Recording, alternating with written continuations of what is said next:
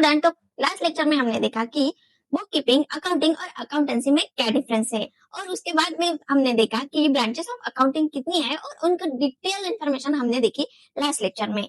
आज के लेक्चर में हम देखेंगे कि बेसिक और मेथड ऑफ अकाउंटिंग क्या होती है और qualitative characteristic of accounting information क्या होती है।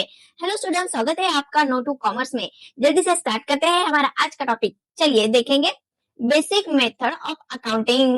अभी ये बेसिक मेथड्स ऑफ अकाउंटिंग क्या होती है, तो ये मेथड होती है जिससे कि हम अकाउंटिंग कर सकते हैं। ठीक है, there are mainly three basis और methods of accounting in common अर्ज, नेमली कैश बेसिस, एक्रूअल और मर्केंटाइल बेसिस, मिक्स और हाइब्रिड बेसिस। थ्री मेथड है अकाउंटिंग की जिससे हम अकाउंटिंग कर सकते हैं। पहली कौन सी है? कैश बेसिस, दूसरी है मर्केंटाइल और एक्रूअल बेसिस, और तीसरी है हाइब्रिड और मिक्स बेसिस। ठीक है, तीनों आपको याद रखना है अच्छे से, तीनों के नेम भी आपको याद रखना है और वाले। ठीक है, सबसे पहले हम देखेंगे कि कैश बेसिस ऑफ अकाउंटिंग क्या होता है। तो कैश बेसिस ऑफ अकाउंटिंग में क्या होता है, अगर मैंने आपको कैश दी या फिर आपने मुझे कैश दी तो कैश रिसिप्ट और कैश पेमेंट वाले ही ट्रांजेक्शन सिर्फ कैश बेसिस में रिकॉर्ड होते हैं। यानी कि अगर कैश रियली मैं आपको कैश पे कर रही हूँ या फिर मुझे कैश रिसीव हो रही है, एक्चुअल में रिसीव हो रही है और मैं एक्चुअल में कैश पे कर रही हूँ, तो ऐसे ही ट्रांजेक्शन हम कैश बेसिस में रिकॉर्ड करेंगे। चलिए देखते हैं। Under the cash basis of accounting, actual cash receipt, क्या कहा था मैंने, अगर मैं एक्चुअली आपको कैश दे रही हूँ या फिर कैश मुझे एक्चुअली रिसिप्ट हो रही है तो ही ये ट्रांजैक्शन अकाउंटिंग में लिखे जाएंगे। Actual cash receipt and actual cash payment are recorded. Actual cash receipt हो रही है या फिर मैं एक्चुअल कैश किसी को पेमेंट कर रही हूँ तो वही ट्रांजैक्शन सिर्फ अकाउंट में रिकॉर्ड किए जाएंगे कैश बेसिस ऑफ अकाउंट में। ठीक है, in this basis revenue is recognised when cash is received. Revenue या फिर इनकम हम किसे कहेंगे, जब हमें हमारी कैश रिसीव हो जाएंगी तभी हम उसे कहेंगे कैश मिल गई है हमें। किसे कहेंगे? रेवेन्यू। रेवेन्यू उसे कहेंगे जब हमारी इनकम हमें मिल जाएंगी तो उसे हम रेवेन्यू कहेंगे। ठीक है, and expenses are recognised when cash is paid. और एक्सपेंसेस का किसे कहेंगे? जब हमारी कैश किसी को देंगे, एक्चुअल में देना है, जब हम हमारी कैश किसी को देंगे तो उसे कहेंगे हम कि हमने कैश पे कर ली है और हम ये हमारे एक्सपेंस हो गए हैं। ठीक है, एनी इनकम रिसीव्ड यानी कि रिसीव्ड, एनी एक्सपेंसेस पेड यानी कि पेमेंट।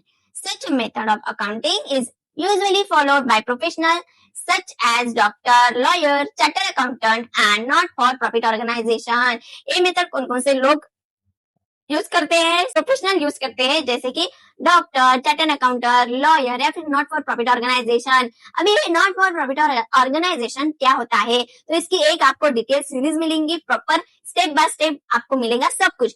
अभी के लिए आपको सिर्फ इतना ध्यान में रखना है कि नॉट फॉर प्रॉफिट ऑर्गेनाइजेशन एक ऐसी ऑर्गेनाइजेशन होती है, एक ऐसी संस्था होती है जो कि सर्विस प्रोवाइड करने के लिए बनती है, ना कि प्रॉफिट कमाने के लिए। नॉट फॉर प्रॉफिट नाम में ही है, प्रॉफिट कमाना नहीं है। नॉट फॉर प्रॉफिट ऑर्गेनाइजेशन मतलब एक ऐसी ऑर्गेनाइजेशन जिसका इंटेंशन प्रॉफिट कमाना नहीं होता। ठीक है, क्या होता है फिर कैश बेसिस में? एक्चुअल अगर कैश आपको रिसीव हो रही है या फिर आपकी एक्चुअल कैश आप किसी को पे कर रहे हैं तो एक्चुअल कैश रिसीव यानी कि इनकम और एक्चुअल कैश पेड यानी कि एक्सपेंसेस। ठीक है, अभी देखेंगे हमारा नेक्स्ट टाइप जो कि है नेक्स्ट मेथड जो कि है एक्रूअल और मर्केंटाइल बेसिस। आपको दोनों नाम याद रखने हैं। ठीक है, अभी इस मेथड में क्या होता है, अगर आप किसी शॉप में जाते हो, मैं पहले ही बता देती हूँ, ये मेथड है उधारी पे बेस। ठीक है, अभी अगर आप किसी के शॉप में जाते हो और आप किसी के ऐसे कुछ लेते हो, समझ लीजिए कि आप जेठालाल की कड़ा इलेक्ट्रॉनिक्स में गए और आपने वहां से एसी खरीदा, एसी है 35,000 का। आपने जेठालाल को कहा कि पैसे मैं कुछ दिनों बाद दूंगा। ठीक है, आपकी एक्सपेंस तो हो गई, आपने खरीदा तो आपको कभी ना कभी तो पैसे देने पड़ेंगे ना। कभी भी दो आप, एक दिन बाद, 2 दिन बाद, 1 महीने बाद, 2 दिन बाद, 2 महीने बाद, 1 साल बाद, कभी भी पैसे दो आप, लेकिन आपको पैसे देने पड़ेंगे। तो आपने जब ओएसी ले ली है वही आपका एक्सपेंस समझा जाएगा। फिर आप वो कैश आप वो पेमेंट करे ना करे उससे कुछ भी मतलब नहीं है, लेकिन आपका एक्सपेंस तो हो गया। आपने एसी खरीदी, आपका एक्सपेंस हो गया, तो वही आपका एक्सपेंस समझा जाएगा। फिर आप पैसे दो ना दो, 1 साल बाद दो, 2 साल बाद दो, 5 साल बाद दो, आपको देना पड़ेगा लेकिन पैसा। लेकिन जब आप वो गुड्स खरीदते हो तभी आपका वो एक्सपेंस हो जाता है, फिर चाहे आप पैसा कभी भी दो। ऐसे ही सेम रिसिप्ट के लिए है। ठीक है, under accrual basis of accounting the revenue whether received or not, revenue whether received or not, income आपको मिले ना मिले, लेकिन इनकम तो हो गई है तो ये हो गया जेठालाल गड़ा इलेक्ट्रॉनिक्स का जो मैंने आपको एग्जांपल दिया। जेठालाल को पैसे मिले नहीं, लेकिन कभी ना कभी तो मिलने वाले हैं। उसके दुकान से आपने एसी खरीदा, उसकी इनकम तो हो गई, पैसे फिर बाद में कभी भी मिले उसको, लेकिन इनकम तो होगी ना, तो उसी को ये रिसिप्ट कह देंगे, ठीक है, इनकम कह देंगे, रिसिप्ट कह देंगे। बट हैज बीन ऑन or accrued during the accounting period and expenses income whether paid or not are recorded. Expenses करो ना करो लेकिन वो रिकॉर्ड हो जाता है, इनकम मिले ना मिले लेकिन वो रिकॉर्ड हो जाती है एक्रूअल और मर्केंटाइल बेसिस ऑफ अकाउंटिंग में, ठीक है। In other words revenue is recognised when it is ऑन। रेवेन्यू कब हम कहेंगे कि जब ये अर्न हो रहे हैं, फिर आपको पैसा मिले ना मिले, लेकिन रेवेन्यू तो हो रहा है, आपकी एसी बेच दी, आपने एसी बेच दी, आपका रेवेन्यू तो हो रहा है, फिर आपका पैसा मिले आपको या ना मिले, कुछ दिन बाद तो मिलेगा ही, ठीक है। And expenses are recognised when these are incurred. Expenses कब रिकॉग्नाइज होते हैं? जब वो इनकर्ड हो जाते हैं। आपने एसी खरीदा, फिर चाहे आप पैसे दो ना दो, कभी ना कभी तो आपको देने पड़ेंगे ही, वो आपकी एक्सपेंस हो गई है, ठीक है, एक्सपेंस हो गई है, आपको रिकॉर्ड करके रखना है। कौन से बेसिस में? एक्रूअल बेसिस में। कैश बेसिस में ऐसा नहीं होता, जब आपका एक्चुअल पेमेंट हो जाता है तभी रिकॉर्ड होता है, लेकिन एक्रूअल में ऐसा नहीं होता। आप पेमेंट कभी भी कर सकते हो, लेकिन जब आप वो गुड्स खरीद रहे हो, जब आप उसे परचेस कर रहे हो, वही आपका एक्सपेंस हो जाता है, ठीक है। Any income on whether received or not. Income आपकी ऑन तो हो गई है, फिर वो मिले आपको या ना मिले, जब आपकी ऑन हो जाए वही आपको रिकॉर्ड करना है, ठीक है। Any expenses incurred whether paid or not.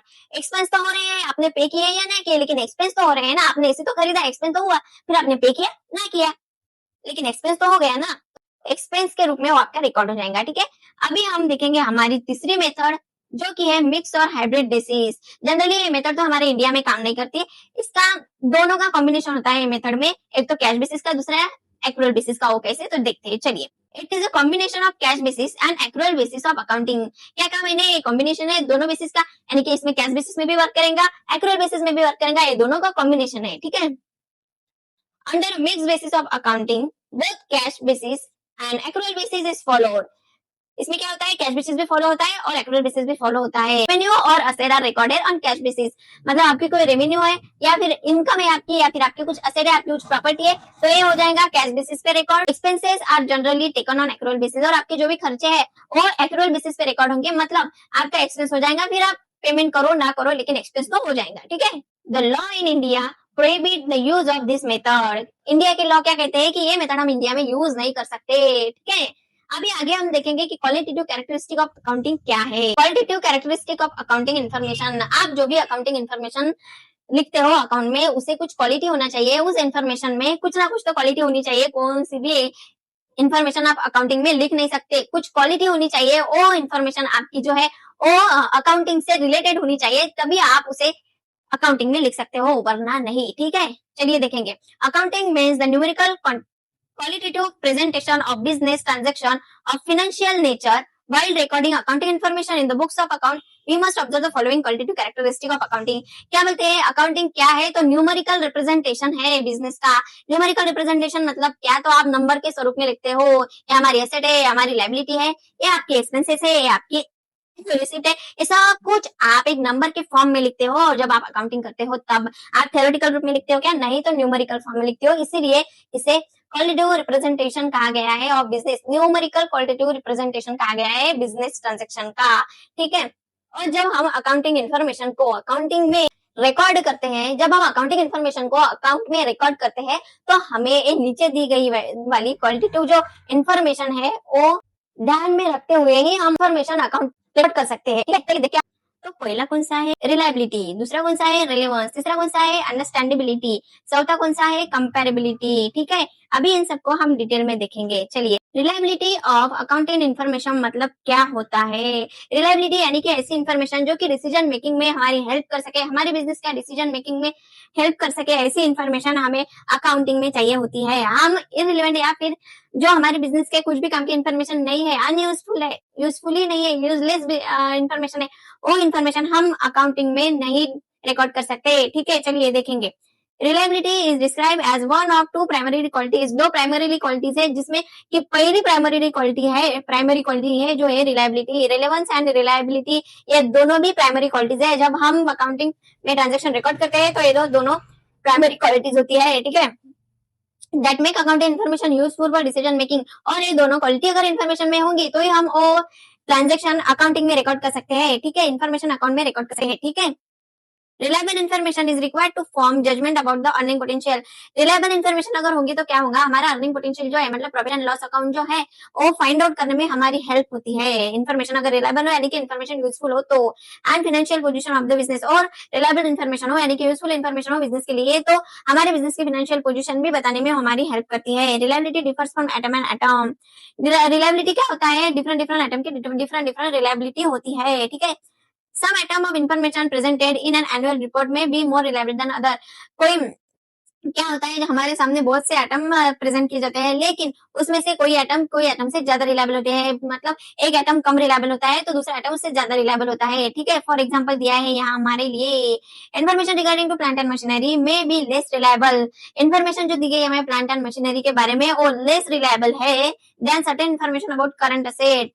किससे लेस रिलायबल है, तो जो भी हमें इन्फॉर्मेशन मिलती है करंट असेट से उससे लेस रिलायबल है प्लांट एंड मशीनरी की इन्फॉर्मेशन जो हमें समटाइम्स मिलती है। Because of difference in uncertainty of realisation.